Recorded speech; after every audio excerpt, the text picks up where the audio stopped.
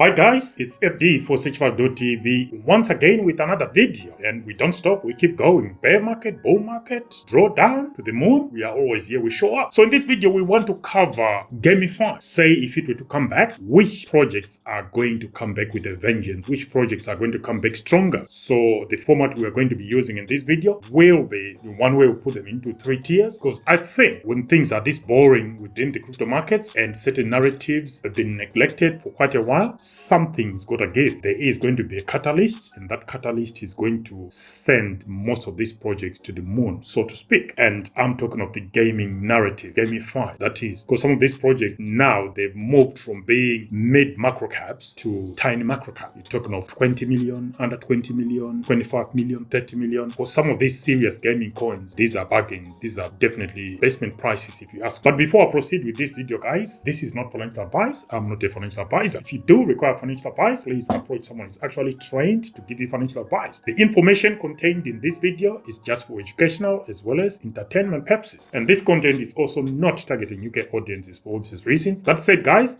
gaming at the moment is on the floor and prices are right in the base. But this is also the time to be accumulating if you're interested in accumulating any of these projects. So without further ado, let's jump in today's video where we are looking at the prospects of GameFi coming back, roaring, coming back with a vengeance. Which of the following are going to be best setups, reflexive upside with real adoption alongside the narrative rather than just being down 95%. Like I said, not financial advice, guys. This is about relative comeback potential, not go by this. Please take note of that. So we've got 3 tiers. Tier 1, Tier 2, and Tier 3. I'm going to start with Tier 3. Which projects am I going to put in Tier 3? Of the projects we're looking at today, I think the most speculative is going to be Apecoin. Big treasury, big brand, but caught in governance turmoil and not clearly anchored to a killer game loop yet. Could still spike on a big Yuga announcement, Yuga being the developers or the team behind Apecoin, but structurally weaker as a pure GameFi play right now. So that's what I think. I think Apecoin is a Tier 3 gaming project for all the ones we're going to be covering in this video. If you do not agree, guys, let us know in the comment section what your thoughts are. Next, let's go to Tier 2. So in Tier 2, the first one will be Gunzilla, which is guns and the gun token. With this one here, if Off the Grid truly blows up as a cross-platform shooter and they manage to elegantly surface the Web3 layer despite platform restrictions, Gun can absolutely rip. Very binary, very spicy. So I think it fits. Tier 2, this is not about how the team are and whether the game is good and so forth. This is about which of these will come back with a vengeance, will come back stronger. Next one is Wilder World, ticker symbol WILD. If the metaverse racer meme coins returns, WILD is a natural narrative darling, but it's extremely execution and hard dependent. The next one is Vulcanforged and POR token, solid mid-tier ecosystem and freshly reworked tokenomics, VulcanX, but has to fight back history and a crowded field. That's what makes it a Tier 2 game. I mean, you could also classify them as high beta wildcard. And the last one that we're going to put in Tier 2, guess which one? Axie Infinity. I know there will be a lot of people there making noises. No, it can't be PRI, it can't be Axie Infinity, it can't be guns. But guys, you've got to call a spade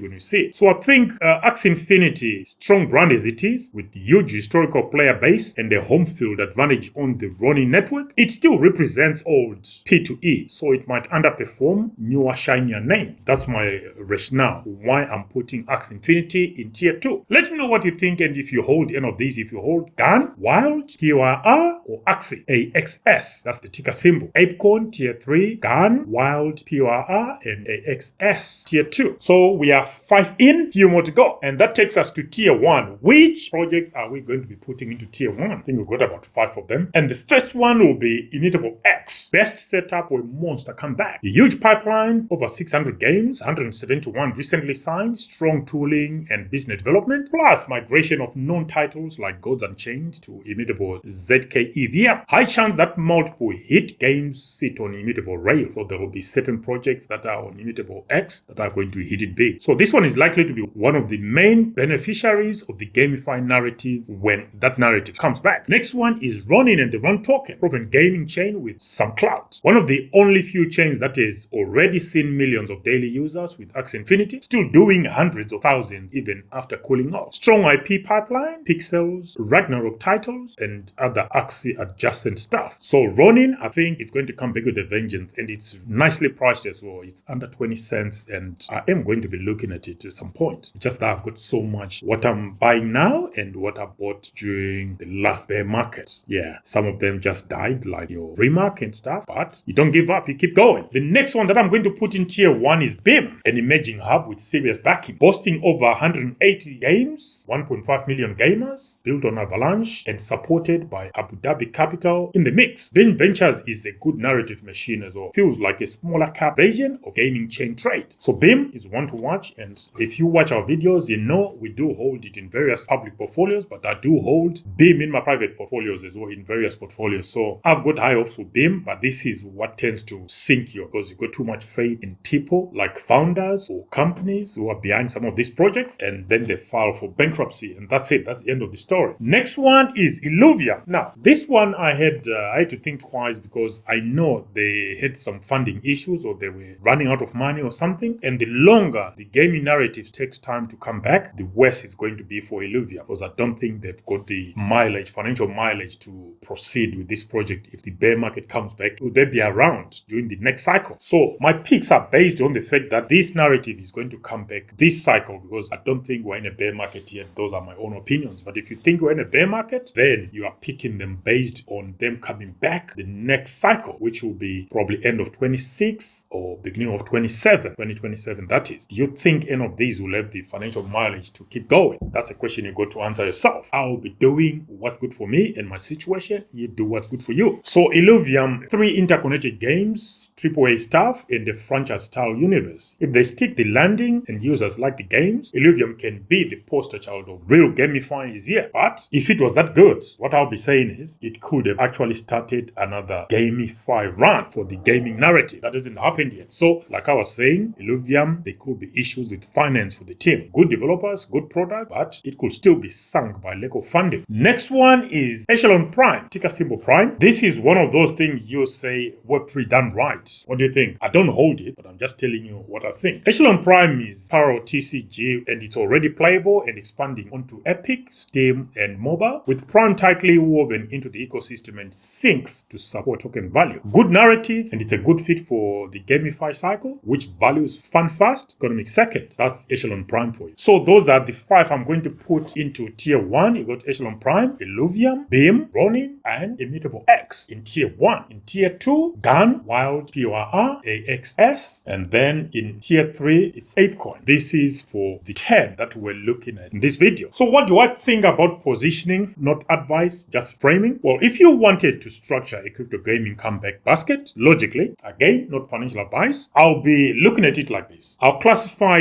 these gaming projects into 4 categories. I'll look at the core infra, flagship games and IP, legacy and cyclical, as well as brand wildcard. And starting with brand wildcard, I'll say Apecoin and the Apecoin. And then on legacy and cyclical, I'll say POR and Axie Infinity. So Vulcanforged and Axie Infinity. When it comes to flagship games and IP, I'll say Illuvium, Echelon Prime, Off the Grid, and the Gun Token, and Wilder World. I'll say those will be flagship games and they've got some strong IP. As for core infrastructure, you can't really do without IMX because it's got so much being built on it, and you also can't ignore BIM as well as Ronin. What I want to know from you guys is, which projects are you holding in the 4 categories that I just created here? Tell me what you think, or the ones I put within this category. As you can see, Apecoin, we're just classifying it as a brand wildcard because I don't think, well, it doesn't have any legacy because this was going to be its first full bull market. Stuttering, it's struggling big time. Core infrastructure, you got those 3, difficult to beat. There will be others, but those 3 they deserve to be in that category. Core infrastructure, got flagship games like Illuvium, Echelon Prime, and Off the Grid, as well as Wilder World. They do deserve to be in that category. So in the next gamify narrative run, I'm thinking of it like it's a new console generation. ImmutableX, Ronin, and BIM are selling the consoles and online services. Illuvium, Echelon Prime, and Off the Grid are trying to be the killer launch title. Axie Infinity, Vulcanforged, and World of World are the remastered classics and culties that might suddenly chart again. And of course, you got Apecoin, which is the expensive collector's edition statue that looked cooler in the promo shop. And if the crowd comes back to the arcade, the ones controlling the machines and the best games usually make the loudest noise and also the biggest moves. So watch out gaming infra and some of those IP-based games. Anyway, guys, that's my take on gaming narrative coming back if it ever does. Let me know what you think in the comment section, guys. Until the next one, FD for Sage5.tv signing out for now. Bye.